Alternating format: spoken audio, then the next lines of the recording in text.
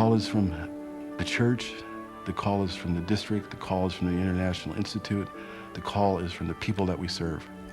We have a mission that's in front of us, and the mission's a sacred one. The mission is to impart to others the sense of the importance of learning, the value of spirituality, the development of character, and the promotion of friendship. One of the things that probably sets the tone is that everyone is encouraged, and most people do start the class with a prayer.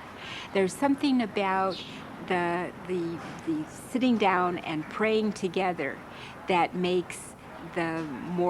helps the moral tone or helps set a moral tone, I think, with the students. We begin each class by saying, let us remember that we're in the holy presence of God. And we do that because for us it is a reality. That presence of God is something that is expected, that is recognized, that is celebrated, and that is worked with. For one thing, the children make you feel young and happy because that's what they are.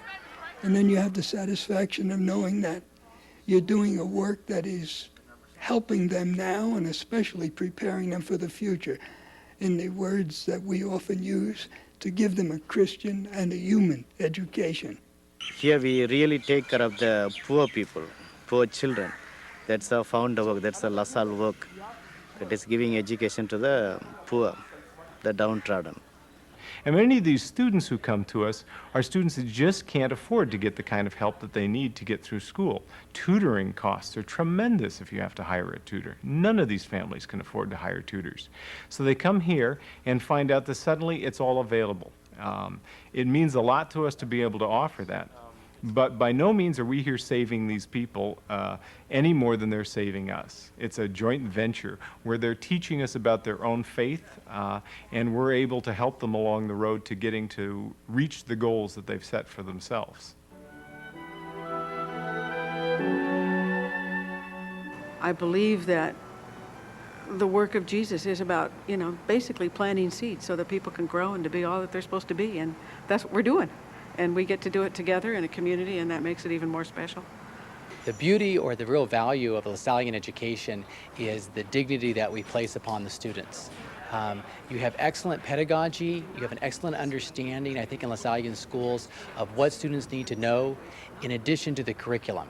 It is that which brings about the best in an individual.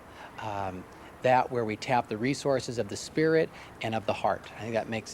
That's what distinguishes Lasallian schools in many ways. There's a very personal, exquisite, sacred extension of one person to another that happens here that I've never seen in any other place. When I interview students, I say you're coming to become part of a whole family group, and you're not here to compete with one another. You may have gone to other institutions where it's very individualistic. Here we're learning as a group. We're here to serve you in any way that you need to be served, and you'll find that your peers become a support system as well as the teachers who work with you. From day one, I felt welcome, and I felt like I was cared about by people who hardly even knew me.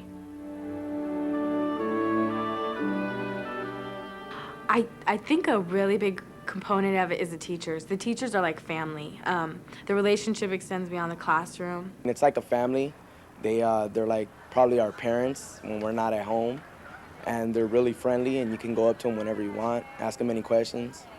It's our job to convince students that we're on their side. And I think not a lot of teenagers believe that adults are on their side or that teachers are on their side. And I think that's just as relevant now as it was in in France of the late 1600s for children and young people to believe that someone's working on their side with them and for them, to promote them forward in whatever that road is that it takes. You can have the best educators, but if they're only teaching the intellect, they're missing a large part of the person. Teachers are so important. I look at the students, many conversations with them, and they talk about how important these people were in their lives, these teachers they had. And I think, who are we? Who are we as teachers? And De La Salle tells us, he tells us we're the older brothers and sisters of these students who are entrusted to our care.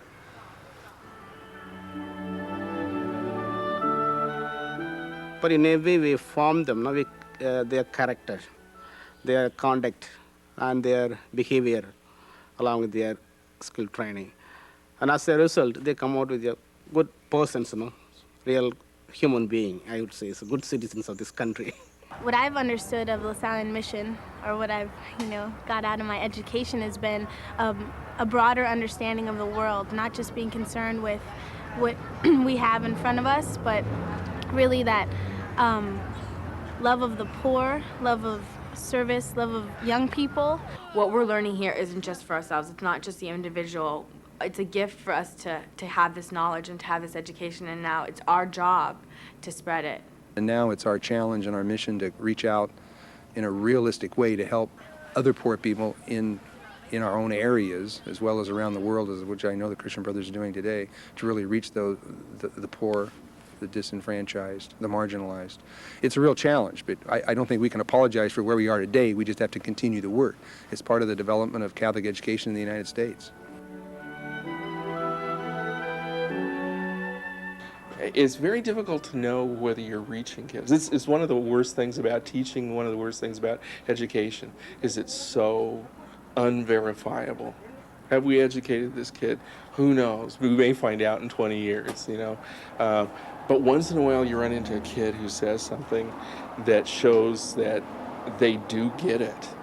And it's very moving when that happens. The very first day of school, I went around to all of the classrooms, and I asked all of the kids in each one of the classrooms, what does a principal do? Right? What do you think a principal does? And I got to the second grade. Who were those kids that were out reading today, that cute little group. And I said, what do you think a principal does? And they said, well, this one boy says, he tells us when we're bad. Right? And I said, but, I'm your brother, right? So isn't there anything different about me being the person who says that you're bad? And he says, well, yeah. He says, you tell us we're bad because you love us. And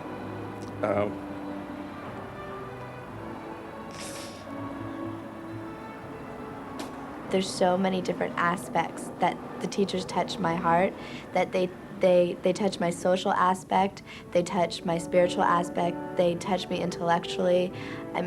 They add so much to me that I don't know how to thank them. It's almost like I shouldn't thank them, because thanking them would almost reduce the quality of what they've given me. Like it's priceless, and it's speechless. Like I can't thank them, because there wouldn't be enough words to thank them. I think they see it in my eyes. I think they see it in my smile, and they think they see it in the work that I give them.